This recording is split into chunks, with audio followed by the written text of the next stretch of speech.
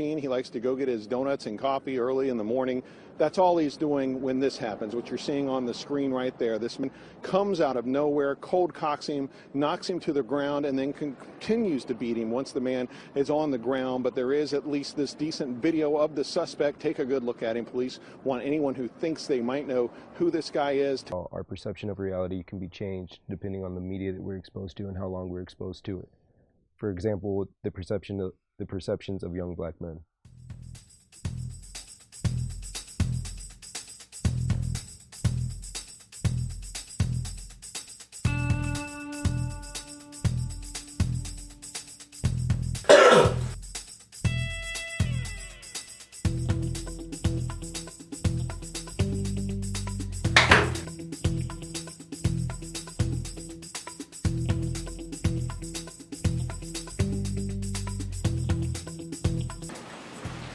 Hey, you question? Sure. I'll sit. Thanks.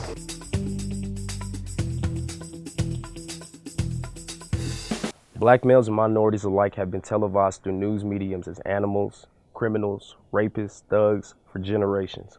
We are witnessing these current perceptions at an all-time high currently due to the 2016 political debate. Although the cultivation of these perceptions may be true for a small portion of my race, it doesn't represent the whole. Welcome home, Detective Benson. When he can, he moves them to a safe house where he can take his time. Find him. Where was he going? Deep rapes, tortures. So he lets them all live. No.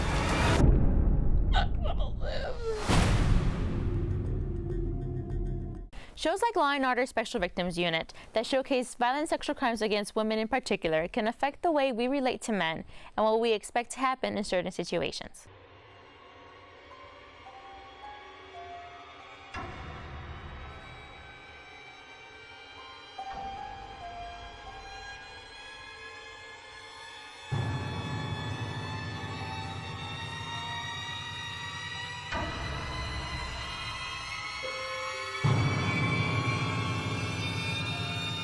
Hey.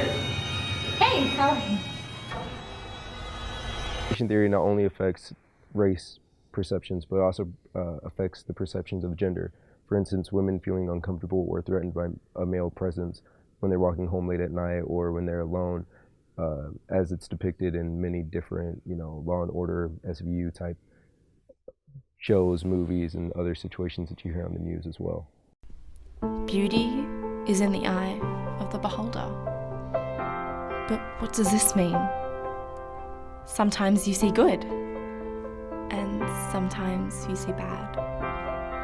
But is this perception worth destroying yourself over? You are constantly trying to change your natural selves to look better. But what for? Cultivation theory also explains how a person's body image can be affected by what they view on TV. Body image issues are more prevalent in women than they are in men.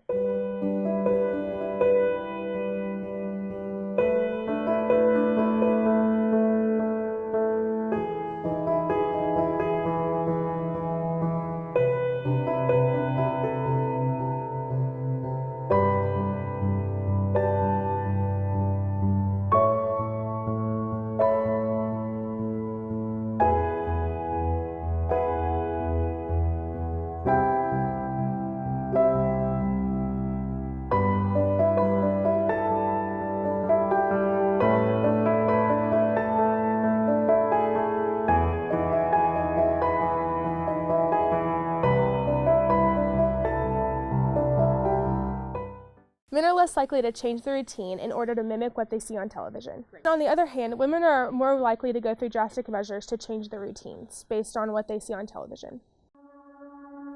Every day, everywhere, we are saturated with images of sexuality. Buy this, click here, like us. But where these images become taboo is at the fringes of what we find acceptable, especially when they involve children. The audience should think that you are nude.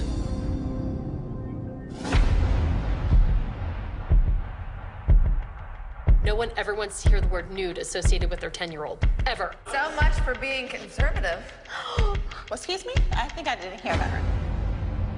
I don't want to be naked on stage. And now I take it home with the parietal bone.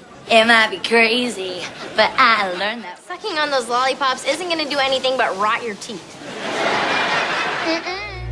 I put you high up in the sky and now you're not... Miley Cyrus is a prime example of how female teenage celebrities are sexualized in the media.